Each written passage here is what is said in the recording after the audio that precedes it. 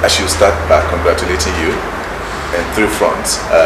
First, as the first female city minister, and as the first city minister.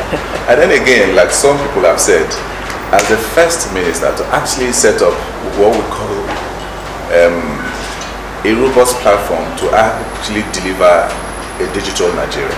But on this, how smooth or rocky has it been running through all of this? Well, thank you very much. It hasn't been easy, I think I'll tell you that.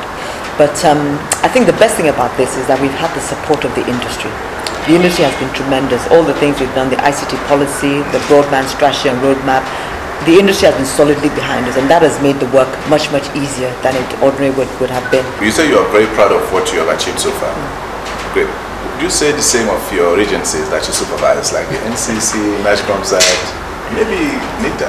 Well, I think when I speak here, when I say the ministry, I speak about the ministry and all the agencies, because really and truly we wouldn't have been able to achieve all we've done without the agencies. If you're talking about the ICT policy, the broadband policy, without NISDA and NCC, we wouldn't have been able to do that. NATCOMSAT, yes, we could do more with NATCOMSAT. We're doing more right now, but in terms of the support we're getting, and really, NATCOMSAT is very slowly on the way to a path to really making a difference in broadband delivery to citizens and also to government. So I would say that the agencies have been a very strong part of all that we've done. But how would you respond to that NASHCOMSAT is actually not doing what it ought to be doing as a marketing organization for government, making money for government, now taking money from government? Well, you know, I've always had the view that NATCOMSAT, the vision of the original founders or the promoters of NATCOMSAT was one that I completely subscribe to, which is, if we're going to be borrowing so much money to put satellites up in the air, then we need to be able to make money from these satellites. Now, I think the challenge with NATCOMSAT has been that we really haven't had, it's been very much an engineering company, because they had a lot of engineers working to build and deploy this satellite. What is happening right now is the very slow transition from, yes, the satellite is up there, the engineering is done, apart from just maintaining it and keeping it up there. What is now required is a very different set of skills, and that is marketing and business development. And so what we're doing right now is actually making that transition, moving away from being an engineering company to being one that is focused on the market, both the government market, because you know you've got to compete for the business, and also the private sector market. We've got one of the, in terms of the footprint of the satellite, is one of the largest. It's one that can actually generate a lot of revenue. We've got a KU band, a Ka band, a C band, an L band. So it really is a very good satellite. But we need to just make that transition from being an engineering company to a marketing company, which in government is not the easiest thing to do. So, let me say, can we put time to it? Say, NATCOMSAT can begin to compete with others. Well, I mean, I think that time is running out. Look, a satellite has a lifespan. I think it's 15 or 20 years. It's 15 years. It's been up since December 2011. So here we are, April 2014. We've generated some revenue. I think we should, first of all, the fact is that we have generated several hundred millions of naira of revenue for NATCOMSAT. But we need to do a lot more, because we're looking at several billions. So I would say that, look, within another 12 months or so, we'll be able to see much more money coming through NATCOMSAT revenue, because we've done a number of things. First of all, we have, even for government, we're saying, look, government cannot ignore this resource that we have. We can't have this satellite and we're going to buy resources from elsewhere. So we're not mandating, but we're saying that at least give us the first right of refusal before you go and purchase satellite assets. I think some school of thoughts have said, everywhere they go, that your broadband roadmap, if well implemented, can actually lead to an army of Nigerians becoming very creative and innovative, and perhaps see a digital Nigeria that we all are yearning for, that will be competitive globally. But some have also said that it could just be a pipe dream, because the way it's constituted maybe may not suit the purpose of a long-term kind of plan. Which of these divide you belong? Well, I think we worked very hard on the broadband plan, and we had industry experts. Again, that's what I say. We had the industry behind us, and the comments that I have got is that we've got probably one of the best broadband plans. So in terms of a plan, it's great. People always say that, oh, Nigeria, we can always plan very well. But I think my own background is an execution background. So I think maybe that's what I bring to the table.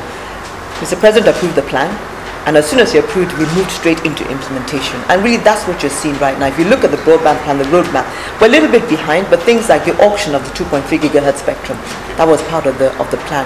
The right of way, the securing of right of way waivers or bringing it down, that's part of the broadband plan. So going to all the state governors and say we need to bring this price down. That campaign is already on. That's part of the broadband plan.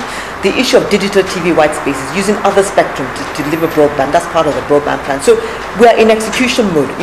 All you see right now in terms of what the telecoms companies are doing, what the infrastructure providers are doing, multiple taxes trying to bring that down. This is all execution, and so I very strongly believe that we can deliver on that broadband plan. And create this digital economy that you're talking about. Okay, so 100 minutes. Let's take a look at it. Nigeria still, we are celebrating our centenary. Can you outline some of those things you think that your ministry and the ICT sector has contributed to growing Nigeria to the level that it is now? Essentially, that just last week or maybe this week, it was announced that in Nigeria is now the biggest economy on the continent of Africa. And more importantly, Bayero, is that when you look at the contribution of ICT, it's actually even bigger than we thought it was. Now, when I became a minister in 2011, ICT sector was about 3% of GDP. As at before this announcement was made, as at quarter 2013, we'd moved up to 8% of GDP. We were the fastest growing sector in this economy, 30% year on year for the last 5 years. So clearly, ICT is driving the economy. ICT is one of the most strategic sectors. And the release of the rebased GDP on Sunday just validates that even more than we thought. It's very important because ICT is services, it's infrastructure, all of those things. And really what I'm seeing and what we've been able to stimulate over the last 3 years just shows me that we are strategic. We're contributing quite a lot to the development of this country, both socially and economically, and I think that I don't see that stopping because of the opportunities that we see in the ICT sector. But one thing I know, maybe I may be wrong, that is dear to your heart, is the issue of using ICT to create employment by the youth for themselves. Yeah. Maybe creating some enterprise and all that. Even you demonstrated, at the ITU, we saw you with some youth and all that. Yes. How have you gone with that? We're not seeing this thing.